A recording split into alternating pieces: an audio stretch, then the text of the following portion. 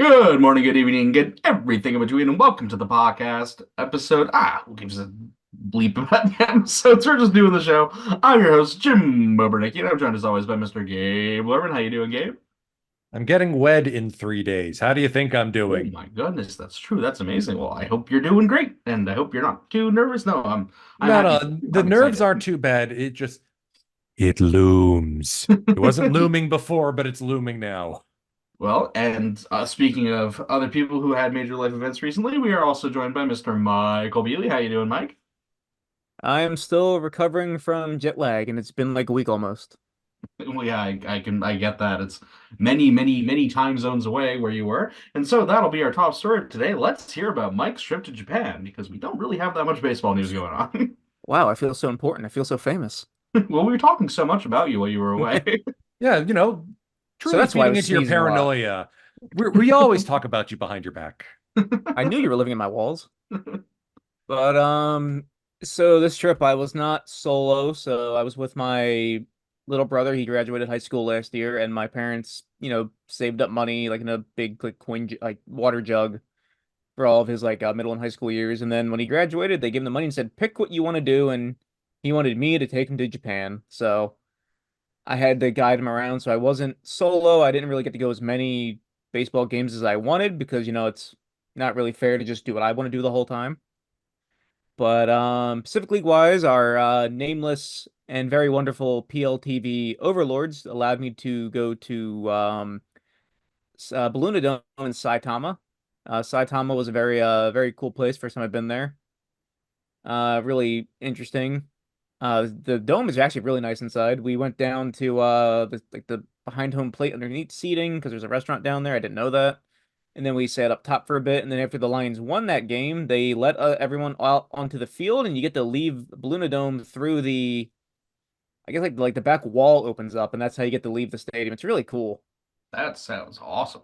Yeah, I recorded the whole thing. I can send to you later on online. It was so cool. And down below, they have lots of memorabilia about the Lions. They have the original pennants from when they won in like the 70s and the 80s just hanging up on display. Some original uniforms. And then the other stadium we went to was Meiji Jingu, which I'd been wanting to go to for a while. I just never had the chance when I was over there. One of the last remaining stadiums that Babe Ruth actually played at. So that was really cool. Called a Swallows game there. And then I went to the Baseball Hall of Fame in Tokyo. That was really interesting. It was a bit smaller than I expected, but I think they rotate the exhibits quite often from what someone told me. I don't know. That sounds It was about really right. Yeah. it was really cool to see the WBC stuff. They had the ball from the walk-off hit by Munetaka Murakami, the WBC trophy. It was really cool seeing a lot of the early Pacific League memorabilia, like the patches and the nameplates and some of the surviving uniforms. Love doing that. And then we went pretty much all around, climbed a mountain, Mount Nokogiri. If you ever go there, be prepared to climb a million steps. But you get to see the world, Japan's largest Buddha statue. And yeah, just a lot of walking on this trip, and I'm going to be back later in the year because I can. I have like unlimited vacation time, not really. But I'm going to try to do a Shinkansen trip maybe in September and October and just see as many stadiums as are physically possible. Well, that Color sounds me amazing. jealous. Yeah, seriously, I'm insanely jealous. Yeah, never I mean, I've taken the bullet train, but never had the actual Shinkansen pass or the JR pass. So I'll finally get to go somewhere outside of the Chiba and Tokyo area. I mainly hang out Yeah. there because all my friends are there, but What's the JR pass? All right, I'm gonna hop in. Gabe's travel trivia. The Japan Rail Pass is a single ticket that you can purchase as a foreigner. Locals aren't allowed. That gives you unlimited access for 7, 14, or 21 days across the entire JR network, including bullet trains, minus some of the priciest and most expensive ones. The downside is it's only going to make you money if you are going beyond just Tokyo, Osaka, Kyoto, if you're not doing just the Golden Triangle. It used to be cheaper.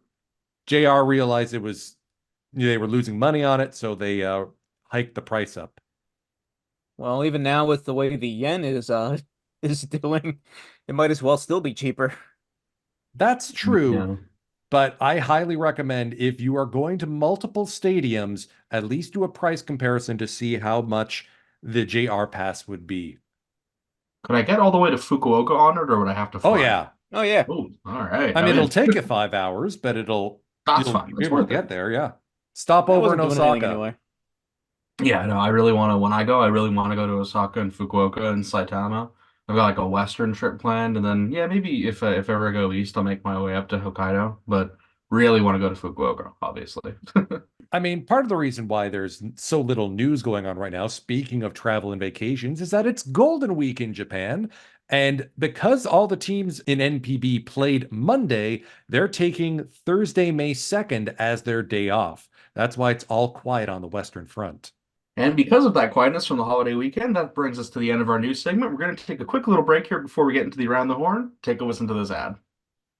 He just destroyed. I don't like how that sounds. Yo. Hey, Mike, what are you working on? Oh hey, I'm just practicing my home run call since I don't have one.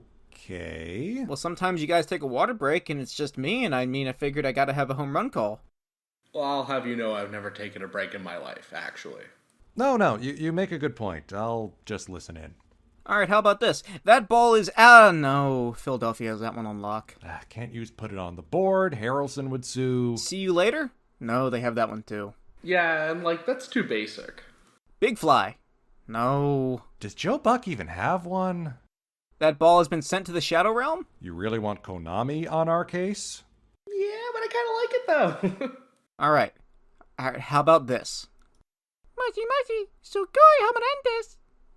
What about that one? Please don't debase yourself by becoming an anime sidekick. Is that a no? Guys? Where'd you go? Guys? Are you guys gonna come back? Well, I still don't have a home run call, but Pacific League TV doesn't have any ads or blackouts when you subscribe. Stream all 6 Pacific League teams on the app or on the website. Alright, but how about destroyed? Like, like des, the Japanese word des, and then destroyed, like destroyed? You guys still aren't coming back? Okay. And so that brings us into our main segment of the week, our Around the Horn, where we take a look at all the teams from top to bottom in the league. And as I am getting quite used to saying, we are going to start with the Fukuoka SoftBank Hawks. 4-1 since we last spoke, including, and man, this was really brutal for me to watch as both the Hawks and the Lions commentator. Just absolutely soul-crushing the Lions this weekend, where they swept them and won every game in the 9th or extra innings. First time they've done that since 1961.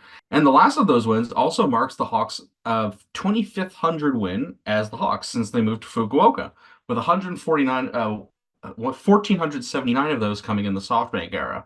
The Hawks are now 12 games above 500 at the end of April for the first time since 1955, and they are just killing it. They're playing amazing baseball. Yanagita playing like he's in his 20s again. Kondo's killing it. Shuto's killing it. Yamakawa still has more RBIs than hits, which is insane. He only hits when there's people on base, so that's it. And the pitching's also been great. I think it's safe to say this far, the Leva and Moinello experiment's going even better than we imagined. He's definitely one of the best pitchers in the league right now. And Arihara and Carter Stewart Jr. have also been more than serviceable. It's a great time to be a Hawks fan, and they are just dominating. And also, it's not just the starting pitching. The bullpen's been pretty good. Outside of Osuna's struggles, Yuki Matsumoto has 12 holds in 13 games with only 1 earned run over those 12 innings. So it's pretty good. I mean, they're really giving it to everybody right now. And I think we're looking at a Japan series title, or definitely Pacific League pennant, but we'll see. Also, just for the record, the batting title 1, 2, and 3 is Kondo, Shuto, and Yanagita right now. They're crazy. And doesn't Shuto have 20 stolen bases on the season already? I think so, yeah. I kept saying last year, I want to see him develop and to be a more effective player. He's gone way beyond that already so far this season. I never expected him to be this good already. That's crazy. Oh, sorry. He's 9 for 11 in stolen bases. My mistake. Well, still, it feels like 20. He's so impactful in the bases. They probably don't count that in the stat, but I'm sure he's turned a lot of what would be a single into him getting over to third from the base someone running adeptitude, yeah. But so that brings us over to our second place team, the only team that's beaten the Hawks in a little while, the Hokkaido Nippon Ham Fighters. Take it away, Gabe. 3-2 since the last episode, winning record, despite getting walked off by Gakuto Wakabayashi and the Lions earlier today. They're still 3.5 games back of the Hawks, but they are 3 up on the Buffaloes and Eagles and Marines. I guess Tsuyoshi Shinjo may keep his job after all. 2 highlights from the Fighters' most recent run. Satya Yamasaki, the big free agent haul for the rotation, pitched a complete game 3-hitter on April 30th, allowing only 1 run and striking out 5. No walks either. So he was pristine in his performance. Unfortunately, because he allowed the 1 run, doesn't count as a complete game shutout. So it's still Koki Kitayama and Takayuki Kato with the only ones for the Fighters in that respect. But like I said at the start of the season, the arms are what's going to power the Fighters. Kato, Ito, now Yamasaki, and Koki Kitayama coming out of nowhere. Hello. It's going to be very fun to be a Fighters fan this season. And speaking of the fans, Fighters PR posted this on Twitter. I just adore this back on the 28th. The Fighters asked kids to send in fan art of their players as part of a contest. The best entries then got turned into t-shirts for the players, which they were then photographed wearing. Gosuke Kato, Franmil Reyes, Kazunari Ishii, and Torai Fushimi wore theirs in the press photo. I mean, how can you not love this franchise? They're doing everything right to engage the fans. Your major league club could never pull off something like this. That's straight up the best thing I've ever heard in my life. Like, that's incredible. That's adorable. Man, a team in North America should really get on that. More fan art t-shirts. And so that brings us over to our third place team, the Oryx Buffaloes. Take it away again, Gabe. 1-4 in their last 5 games. So there goes the cushion on 4th and 5th. All 3 of the Buffaloes, Eagles, and Marines are tied in win-loss record. The Buffaloes are ahead on percentage points because they have played 2 more games, 1 more loss and 1 more win than the Marines and Eagles. Among the frustration, Hiroya Miyagi got outdueled by Hiroki Sasaki and took the hard luck 1-0 loss yesterday. His ERA is a minuscule 1.31, and he leads the Pacific League with 45 strikeouts over 5 starts. That's kind of a franchise best pace. It'll be interesting to see if he can keep it up, but he is the heir to the Ace of Aces title with Yoshinobu Yamamoto bouncing to the States. I was keeping an eye on the game earlier today because this was supposed to have been Yoshihisa Hirano's 250th career NPB save. That would have unlocked the doors to the Golden Players Club, the Mei Kyukai. But defensive replacement second baseman Ryoichi Adachi committed 3 errors in the 9th alone, allowing 5 Marines to score. Hirano took the loss, but none of the runs he surrendered were earned. I watched the most egregious one in particular. Taylor made double play off, I think it was Polanco's bat, hit right to Adachi. He bobbles it, everyone's safe. And then Hisanori Yasuda parks a 2-run double over the outstretched arm of the left fielder, and that gave the Marines the lead they would not relinquish. Ugh. Some positive news, though. Leandro Cedeno sits 5th in the batting race with a 284 batting average and 2nd in league slugging between Kondo and Yanagita. Told you this was going to be his breakout season. I'm still calling him for 30 home runs. He's got 5 so far in the first month of the season. He's on pace. Also among foreign players kicking Heine, Andres Machado out of the bullpen. How does 9 holds in a .82 ERA over 10 games sound? With Hirano getting a little wobbly, I've seen some people online nickname him Heart Attack Hirano. Maybe it's time to let Machado take over the closer role, at least to spell him once he gets to number 250. Just a thought. And so that brings us over to our 4th place team, the Tohoku Rakuten Golden Eagles. Take it away, Mike. All right, so bear with me a bit light on the notes because I don't know where I am anymore. But 6-4 in their last 10, 12-14 overall. Still waiting on the return of Ace Masahiro Tanaka. I don't know what his timetable is at currently. I think I remember seeing a couple of weeks ago that he's on schedule and not ahead of schedule. I don't think there's any issues with his recovery or his return. I really enjoyed watching Ryosuke Tatsumi and Yuya Ogo quite a bit. They're both in the top 10, as previously mentioned in the leaderboards. They gave SoftBank their first loss after an 8-game winning streak, I saw. That was yesterday, I believe, or today. Not too certain on that. As I said, I don't know where I am. Norimoto has become a really good closer since his move to the bullpen. 6 saves, 3 holds, no earned runs in 11 appearances. That's really good. And he was struggling in the starting rotation for quite a bit. So I'm glad to see him, able to take hold in the bullpen and really fit into his new role like that. I admit, I'm surprised. I thought Norimoto would struggle like other starter to closer conversions. He's impressed me. Good to see the former rookie of the year convert into a role and contribute to his team. I just hope they can find someone to fill the hole in the rotation.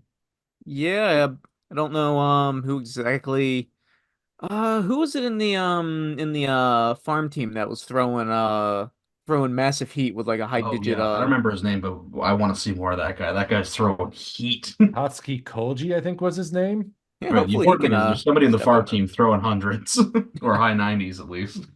Yeah, bring that guy. I want to see that guy. And speaking of people throwing heat, that brings us over to the Chiba Loading Marines. Take it away, Mike. Oh wow, look at that. It's me again. Lote on a major skid, 3 and 7 in their last 10.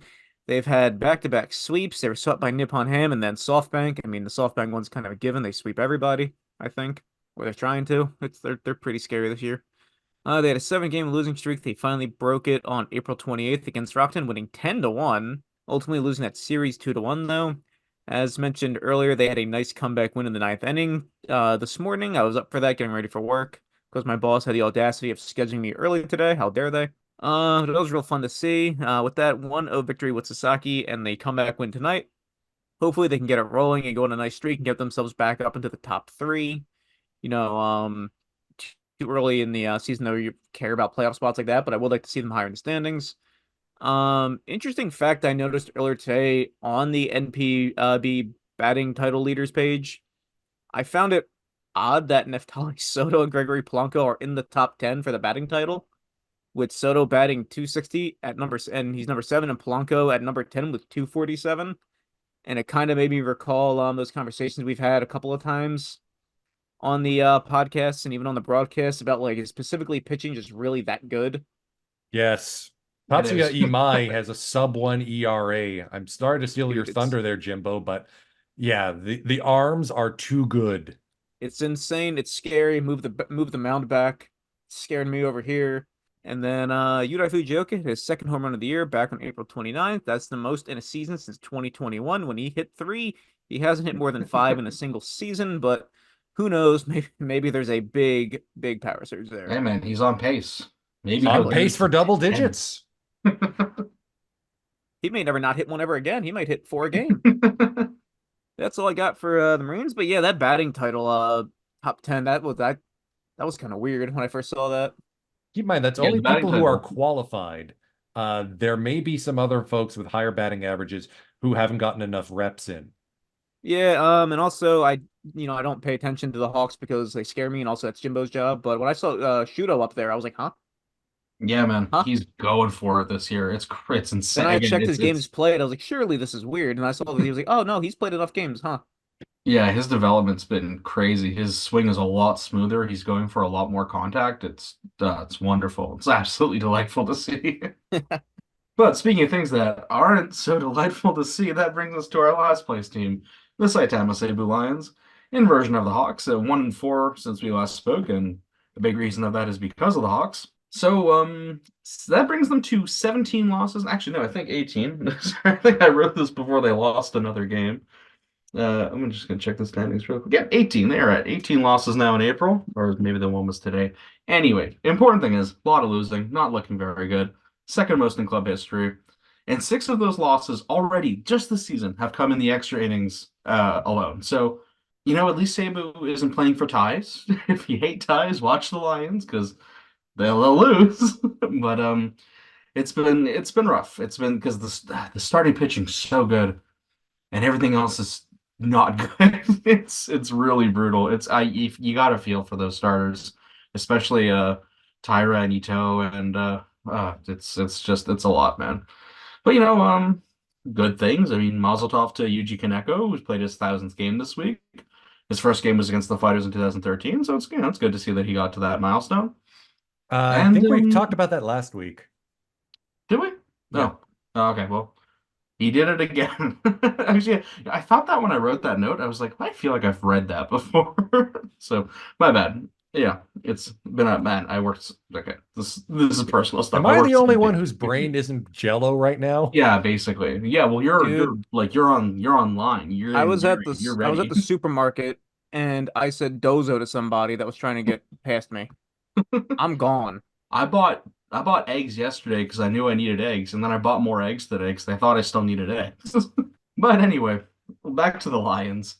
I think while it is very easy to be negative about it, I think there are some positives to keep in mind that they aren't getting blown out a lot. They're losing a lot of really close games, and while that can obviously kind of get a team down and affect them, I think it just means that they're that close sometimes. Like if they could just play just a little better, just a little bit better, they could maybe start putting some wins together. I know it's really early, so I think it would be a lot to say there's no way they can make the playoffs now, but like they are now in a very, very uphill battle to get into the playoffs. But we'll see what happens. Again, with how good the starting pitching is, anything is possible. Something to keep in mind on a positive note for the Lions fans. They're only 3.5 back of third place and fourth place and fifth place because it's a three-way tie right now. Yeah, the standings are e- crazy. Every team wins a third of their games. Every team loses a third of their games. It's that middle third that is most important. Maybe the Lions are just getting the losses out of the way early. And let's not forget, the Hawks may have been playing them an awful lot lately. Interleague is going to come up soon. End of this month, start of next. The Lions will have a chance to feast on the other league's teams. That's true. Yeah, they're not, and not all the other teams in the other league are that good. So yeah, maybe the Lions can get some points on the board there.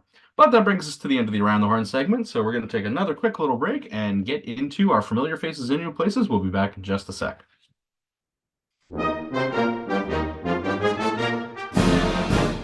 Hear me, good people of the baseball world. The major leagues have forsaken good taste and linen quality with their most recent uniforms, especially the pants. We can't show children this sport with everyone exposing their undergarments. Spare yourself and your virgin eyes by switching to Pacific League TV. No blackouts, no advertisements, no tissue paper trousers. Just $10 per month for all the good, clean baseball you could ask for. Visit PacificLeague.com today to sign up. Pacific League TV, the last bastion of decency in baseball.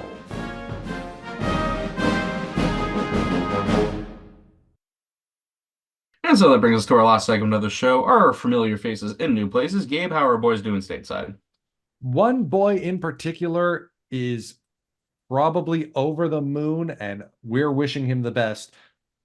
Former Hokkaido Nipponham fighter Naoyuki Uwasawa has been promoted to the Boston Red Sox roster. Yes, you're not misremembering. He did sign with the Tampa Bay Rays on a minor league deal when he was posted.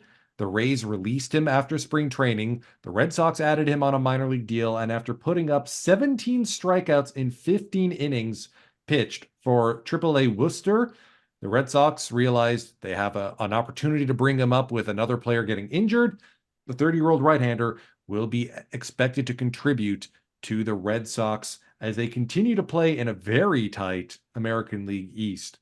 For his 9 seasons in NPB, Uwasawa has a 70-62 record with a 3.19 ERA and 913 strikeouts over 1,118 innings pitched.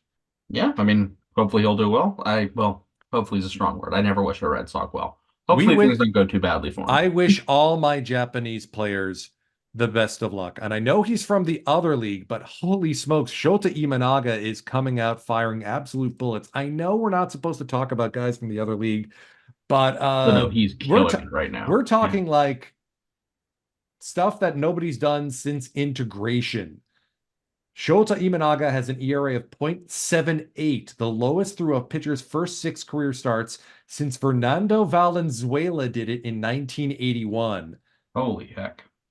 It's those two alone and that level. Yeah, that's insane. That's absolutely I, ridiculous. I'm all in for Shota Imanaga. I I want to just see him looked him up succeed. because I knew he had a start today. His ERA has now been lowered to 0.78.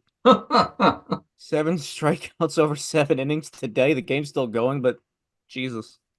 Is he still pitching or they pull him? I think they pulled him, but let me double check. Yeah, they pulled him, but Okay. 3 hits, 1 walk, 7 strikeouts. Jeez, that's nuts. Well, best of luck to him. And that brings us to our question of the day. Who is your favorite Pacific League player of all time? I think everyone knows who mine is, so I'm just going to run out and say it. It's Mr. Yuki Yanagita, who continued to build his legend of being the greatest hawk there ever was this week by absolutely destroying the Lions almost single-handedly, it felt like. But what about you guys, Gabe? Ginji is my homeboy forever and a day. Right, yeah, I should have seen that one coming. What about you, Nick? Isao Harimoto, Oh, Oh, there that's you a go. deep cut. hit leader. That's true. Yeah, sure. None the Mike was going to go for the historical answer, but we put now the question to you, the viewers. Who is your favorite Pacific League player of all time? Please like, comment, and subscribe, and we'll see you next time. Have a great day. Take care.